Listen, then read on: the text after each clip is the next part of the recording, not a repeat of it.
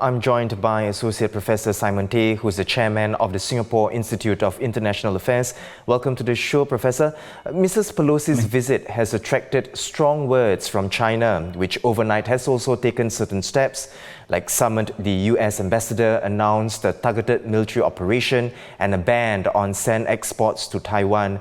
What do you think are the factors at play that will affect whether the fallout will be limited to what we have already seen, or whether China's reaction could go further? And if so, how much further, Prof?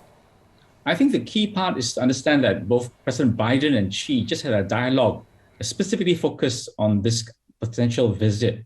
And really, I think that this was a step to try to establish some expectations, or to use the American term, guardrails.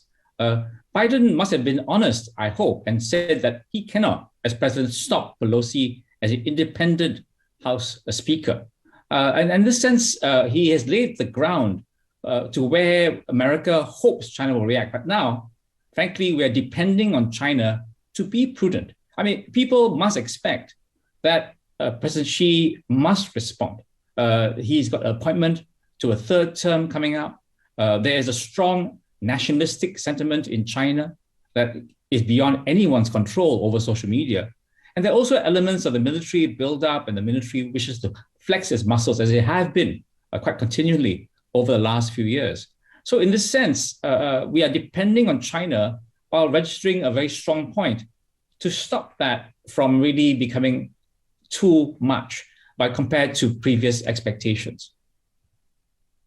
So, Mrs. Pelosi said in a statement that her visit was one of several congressional delegations to Taiwan and in no way contradicts long-standing United States policy. Could you give us your take on that? Well, I think, first of all, it must be said that as of today, America, like all of us, still holds to the one China policy. And Pelosi's visit doesn't change that most fundamental statement. However, there is a bit of a contextual shift. First, in American domestic politics, whether you're Republican or Democrat, as Pelosi and Biden are, there's been a very strong anti-China sentiment. And there have been questions of whether the current administration has been too soft on China. It is only a minority of people who want America to be prudent. A lot of people are beating up on China over different issues like the Uyghurs, Hong Kong, and Taiwan is simply one of a long list of complaints they have about China.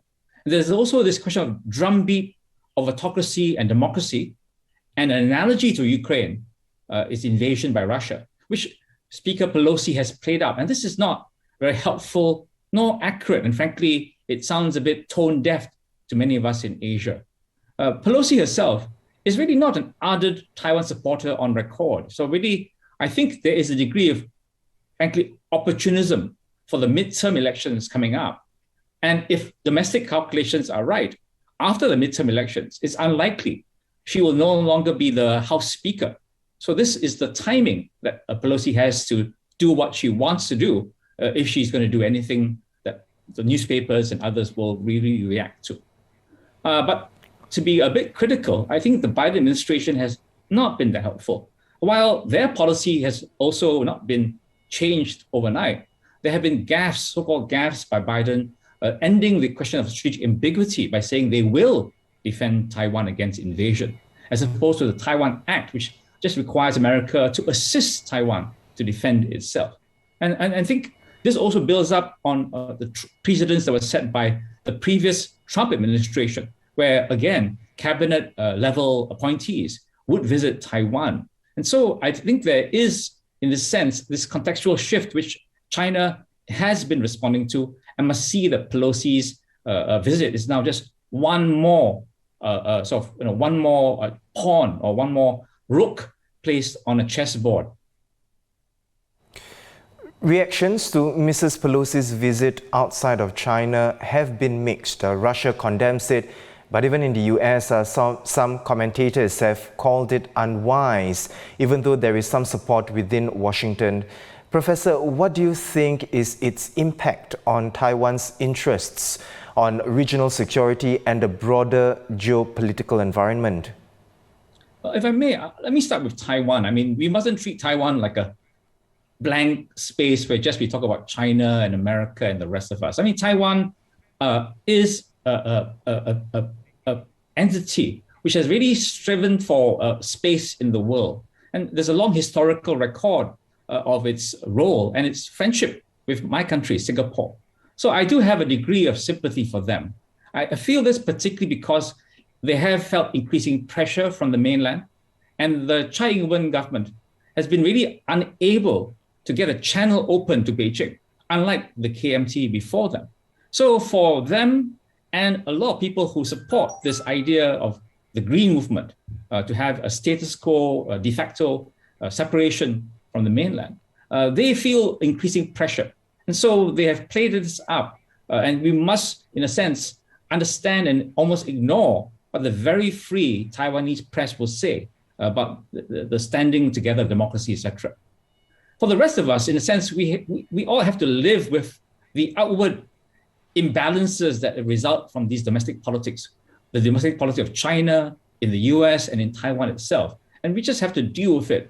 Again, to keep calm, to see that things do not head in the nasty direction of actual conflict, but to see even military exercises in a way as forms of protests, of statements by actions, but not necessarily actions of war.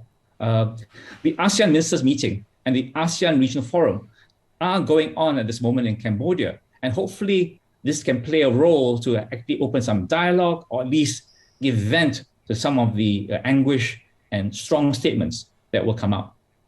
Thanks for watching. Be sure to subscribe to the channel and hit the bell icon to be notified of new videos.